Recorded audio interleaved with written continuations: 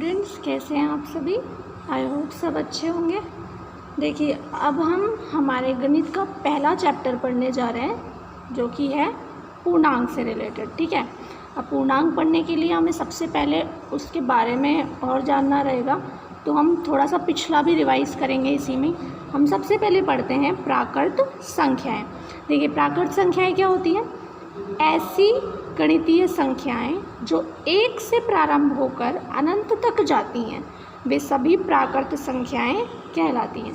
देखो, वो सारी नंबर्स जो एक से शुरू हो और अनंत तक, 1 2 3 4 सारे अनंत तक जाएं, वो सब क्या कहलाएंगी? हमारे प्राकृत संख्याएं कहलाएंगी। ठीक है ना, प्राकृत संख्याएं कहलाएंगी। हम इन्हें इस तरह से ब्रैकेट के अंदर लिख सकते हैं, 1 2 3 and so on up to infinity, यानी अनंत तक जाएंगी। ठीक है, अब इसके बाद में आप देखिए, प्राकृत संख्याओं को n से प्रदर्शित कर सकते हैं। ठीक है, प्राकृत संख्याएं जो हमारी हैं, हम उन्हें n से प्रदर्शित कर सकते हैं।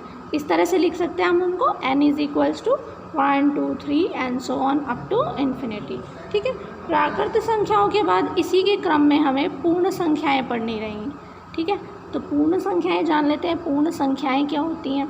देखिए, यदि प्राकृत संख्याओं में 0 को शामिल कर लिया जाए, ठीक है, तो उन्हें हम पूर्ण संख्या कहेंगे। देखिए, हमने प्राकृत जो संख्याएं हैं वो क्या है? 1 से शुरू है। यदि हम इसमें 0 को भी ऐड कर लेते हैं, 0 भी इसी में शामिल कर लेते हैं, तो उन संख्याओं को फिर हम क्या कहेंगे? पूर्ण संख्याएं कहेंगे। क्या कहेंगे? पूर्ण संख्याएं। तो इसमें 2 चीज़ ध्यान रखने की है। क्या? कि जो सबसे छोटी प्राकृत संख्या है वो तो क्या है? 1 है। ठीक है, 1 है हमारी सबसे छोटी प्राकृत संख्या, और जो सबसे छोटी पूर्ण संख्या है वो क्या है? 0। तो यानी कि प्राकृत संख्याओं की शुरुआत 1 से होती है और पूर्ण संख्याओं की शुरुआत 0 से होती है। ठीक है, अब हम पढ़ेंगे पूर्णांक जो होते हैं उनकी क्या डेफिनेशन होती है। देखिए, पूर्णांक होते क्या हैं, इसी के बारे में पूरा चैप्टर है, तो इसको ध्यान से पढ़ेंगे। सभी पूर्ण संख्याएं और उनके ऋणात्मक मान। पूर्ण संख्याएं सारी हमारी हैं, तो ये सारी पूर्ण संख्याएं इनके ऋणात्मक मान के साथ, ठीक है, वो सारे मिलकर क्या बनाएंगे? पूर्णांक बनाएंगे। देखिए, इसे हम और अच्छे डिटेल में समझने के लिए देखते हैं अभी।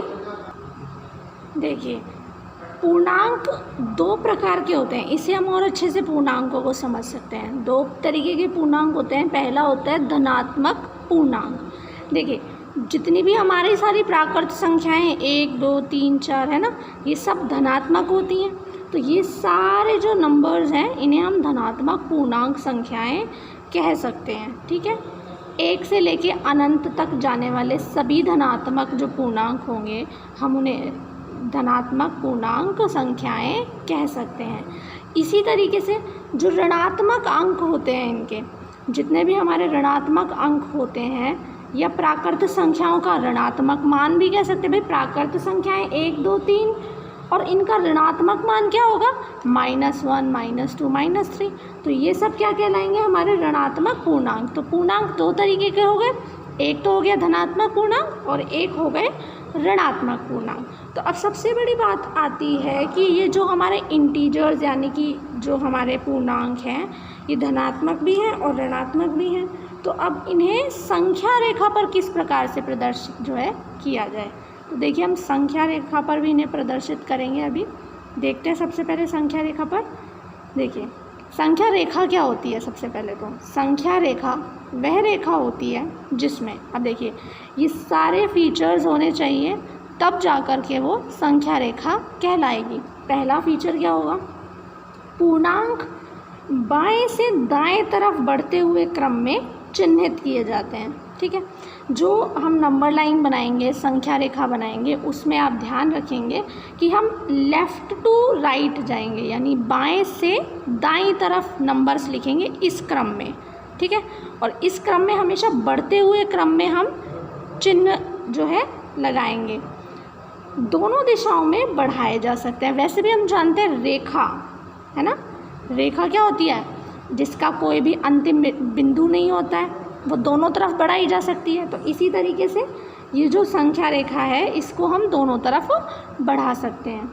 थर्ड है इसका पॉइंट कि धनात्मक जो पूर्णांक होंगे जो हमने पढ़े 1 2 3 है ना, प्लस वाले जो पॉइंट्स हैं सब ज़ीरो के दाईं तरफ यानी कि जीरो के राइट साइड में, जीरो के इस तरफ जो है ना हम उन्हें प्रदर्शित करेंगे धनात्मक पूर्णांकों को, और जो ऋणात्मक पूर्णांक है उन्हें ज़ीरो के बाईं तरफ यानी कि लेफ़्ट साइड में उन्हें प्रदर्शित करेंगे। देखो एक संख्या रेखा पर हमने एक चित्र बनाया, उसके थ्रू भी हम समझ सकते हैं। Zero is in the middle, zero बिल्कुल बीच में है।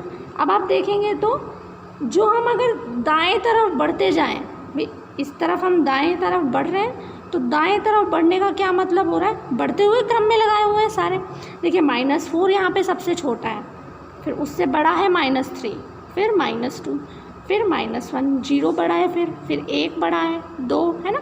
तो इस तरह से बढ़ते हुए क्रम में लगा रखे हमने दाएं से बाएं, ठीक है। दोनों दिशाओं में हम इन्हें बढ़ा सकते हैं, इसे भी और आगे बढ़ाया जा सकता है और इसे भी आगे बढ़ाया जा सकता है। फिर हम देखेंगे जीरो के दाईं तरफ धनात्मक है और जीरो के बाईं तरफ कैसे हैं, ऋणात्मक है। समझ में आपको यहाँ तक? देखिए इसके आगे हमें पढ़ना है जो पूर्णांक होते हैं उन पूर्णांकों का निरपेक्ष या परम मान क्या होता है, ठीक है। निरपेक्ष मान क्या होता है देखते हैं। पूर्णांकों का अंकीय मान बिना किसी चिन्ह के, अंकीय मान होगा पर बिना किसी चिन्ह के होगा।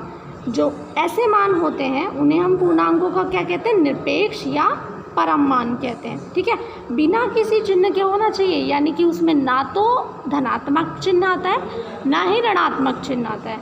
इसके बारे में 2-3 चीज़ें और ध्यान रखनी है, क्या कि जो निरपेक्ष या परम मान होता है वो सदैव धनात्मक होगा या शून्य होगा, मतलब कभी भी ऋणात्मक नहीं होगा, ठीक है। माइनस का चिन्ह जो होगा कभी नहीं लगाएगा, धनात्मक का चिन्ह तो लगता ही नहीं है ना, धनात्मक का चिन्ह थोड़ी लगाते हैं धनात्मक संख्या के आगे हम।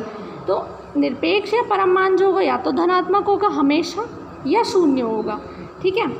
हम ये भी कह सकते हैं निरपेक्ष या परम मान को, ये जो साइन है ना, चिन्ह है ये हम निरपेक्ष मान के लिए चिन्ह यूज़ करते हैं, इसको बोलते हैं मॉड, ठीक है।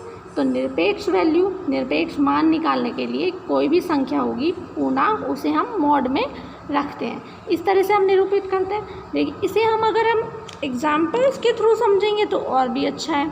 देखते हैं, देखिए ये हमारे पास एक नेगेटिव इंटीजर है यानी कि ऋणात्मक पूर्णांक है, पर हमने इस पर क्या लगा दिया है, मॉड का साइन लगा दिया, मॉड चिन्ह लगा दिया है। तो इसका जो परम मान आएगा वो क्या आएगा, 6 आएगा, ठीक है। ना तो अब ये धनात्मक चिन्ह है यहाँ पे ना ऋणात्मक चिन्ह है, और हमने यही बोला कि जो निरपेक्ष मान होता है, जो परम मान होता है, उसमें कोई भी चिन्ह यूज़ नहीं होता है। यहाँ देखिए 7 जो है वो धनात्मक है, ठीक है, लेकिन इसका मॉड निकालने के बाद भी ये धनात्मक है। तो हम कह सकते हैं एक तरीके से कि इनके मान हमेशा धनात्मक होते हैं। अभी बोला था हमने सदैव धनात्मक होने चाहिए, और अगर हम ज़ीरो का मॉड निकालेंगे तो वो 0 होगा। तो जो या तो धनात्मक मान आ रहे हैं सारे, या फिर मान क्या आ रहा है हमारा, शून्य यानी 0। और 0 जो होता है वो ना तो धनात्मक पूर्णांक है और ना ही ऋणात्मक पूर्णांक होता है, ठीक है स्टूडेंट्स।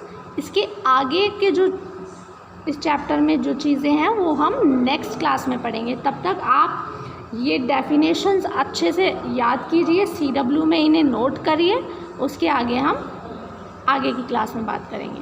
Thank you.